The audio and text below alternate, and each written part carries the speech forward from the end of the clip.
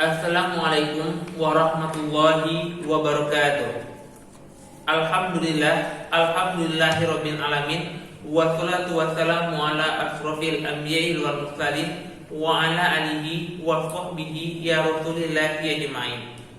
Puji syukur marilah sama-sama kita aturkan kehadiran Allah Subhanahu wa taala yang telah melimpahkan rahmat, nikmat dan karunia-Nya kepada kita semua. Sehingga pada kesempatan kali ini kita masih diberikannya kesempatan untuk bisa mengikuti pembelajaran pada hari ini.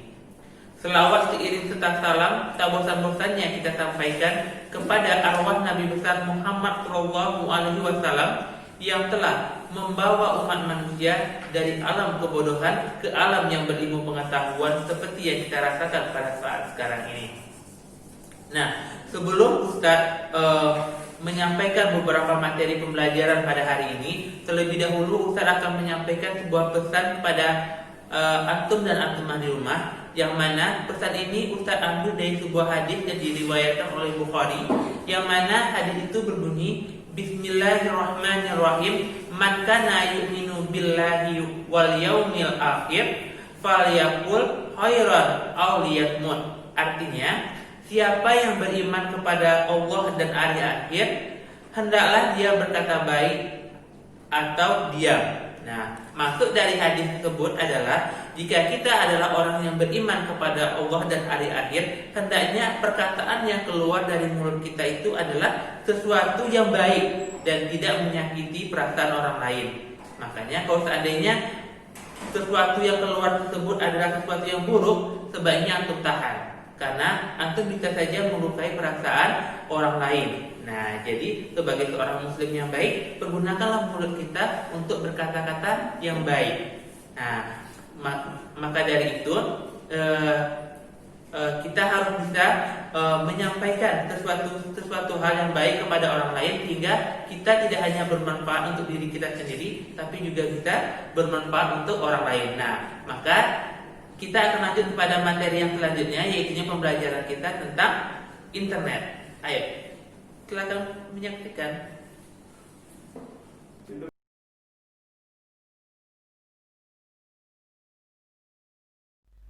Baiklah, pada pertemuan kedua kali ini kita akan membahas tentang rupa bumi di Indonesia. Nah, pada materi ini kita akan membahas tentang keragaman bentuk permukaan bumi di Indonesia. Ini terbagi menjadi dua. Yang pertama yaitunya relief dataran. Nah, pada relief dataran ini terbagi juga menjadi beberapa macam. Yang pertama yaitunya adalah relief dataran rendah. Itu merupakan tanah datar yang luas dan tingginya antara 0 sampai kurang dari 200 meter di atas permukaan laut. Nah, contohnya itunya adalah datar rendah yang terdapat di pantai timur Pulau Sumatera, pantai utara dan pantai selatan Pulau Jawa, pantai barat dan timur Pulau Kalimantan, serta pantai selatan Pulau Papua. Yang kedua yaitunya adalah dataran tinggi. Adalah bagian permukaan bumi yang mendatar dan letaknya pada ketinggian lebih dari 600 meter di atas permukaan laut. Contohnya yaitunya adalah dataran tinggi Bandung di Jawa Barat, dataran tinggi Gayo di Nanggro Aceh Darussalam, dataran tinggi Malang di Jawa Timur, dataran tinggi Dieng di Jawa Tengah, dataran tinggi Kerinci di Sumatera Barat. Yang ketiga yaitunya adalah bukit dan perbukitan. Bukit adalah tumpukan tanah yang lebih tinggi daripada tempat sekelilingnya dan lebih rendah daripada gunung yang ketinggiannya tidak lebih dari 600 meter di atas permukaan laut. Sedangkan perbukitan itu adalah kumpulan dari beberapa bukit. Nah, contoh dari bukit itu adalah Bukit Sabak di Sukabumi, Jawa Barat. Yang keempat yaitunya gunung dan pegunungan. Gunung adalah permukaan bumi yang menjulang ke atas lebih tinggi daripada daerah sekitarnya dan dibatasi oleh lereng di sekelilingnya. Contohnya yaitunya adalah Gunung Kerinci di Sumatera, Gunung Semeru di Jawa, Gunung Agung di Bali, Gunung Rinjani di Nusa Tenggara. Sedangkan yang pegunungan adalah rangkaian atau kumpulan dari gunung-gunung besar dan kecil. Contohnya yaitunya adalah Pegunungan Bukit Barisan di Sumatera, Pegunungan Kandeng di Jawa, Pegunungan Maratus di Kalimantan, Pegunungan Tinggi Wajo di Sulawesi dan pegunungan Jayawijaya di Papua. Nah, untuk lebih jelasnya antum bisa melihat gambar yang ada di samping ini, di mana letak gunung, lembah, dataran tinggi, bukit, sungai, danau, dan dataran rendah itu bisa antum lihat pada gambar di samping ini, dan untuk bisa memperjelas keterangan Ustadz tadi pada materi tentang relief dataran. Nah, yang kedua ini kita akan membahas tentang relief dasar laut. Yang pertama yang akan kita bahas itu adalah tentang gunung laut. Gunung laut adalah gunung yang kaki-kakinya terletak di dasar laut dan puncaknya menjulang di atas permukaan laut. Contohnya yaitunya adalah Gunung Krakatau di Selat Sunda.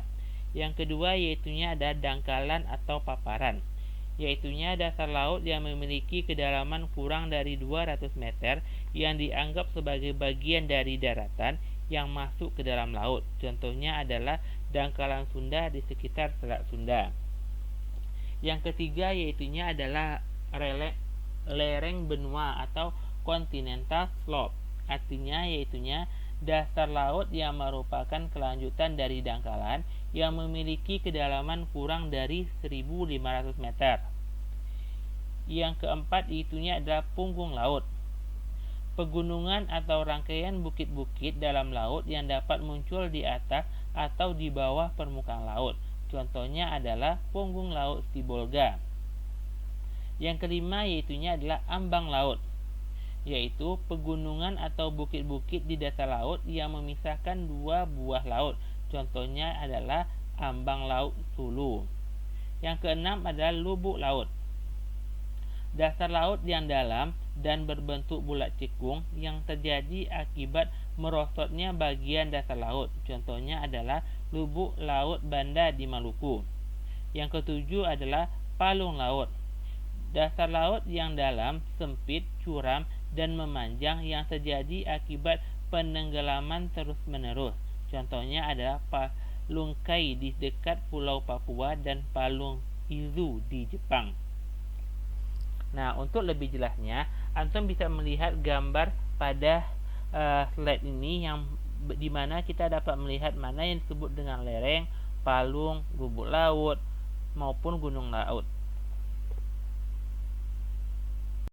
Baiklah, kita lanjut kepada materi yang selanjutnya, yaitunya tentang pengaruh keragaman bentuk permukaan bumi terhadap kehidupan manusia.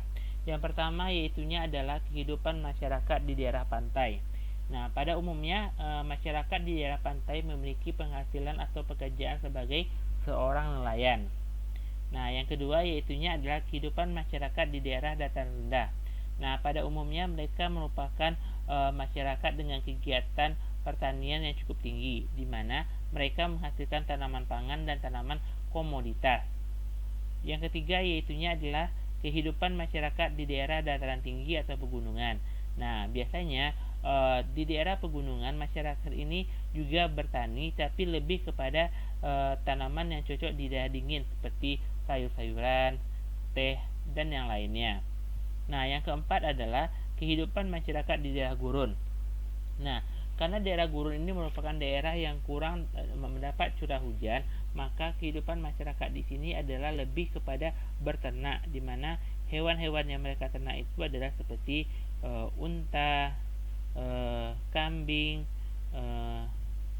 dan yang lain-lainnya. Yang kelima yaitunya adalah kehidupan masyarakat di daerah dingin. Nah, biasanya kehidupan masyarakat di daerah dingin kegiatannya lebih kepada berburu binatang yang ada pada sekitar daerah tersebut, seperti anjing laut, singa laut, ikan paus, atau menangkap ikan lain-lainnya. Baiklah, sebelum Ustadz menutup perjumpaan kita pada materi kali ini, Ustadz akan memberikan 3 buah pertanyaan, di mana ketiga pertanyaan tersebut jawabannya harus antum tulis di Google Form yang akan Ustadz kirimkan pada Google Classroom pada masing-masing kelas.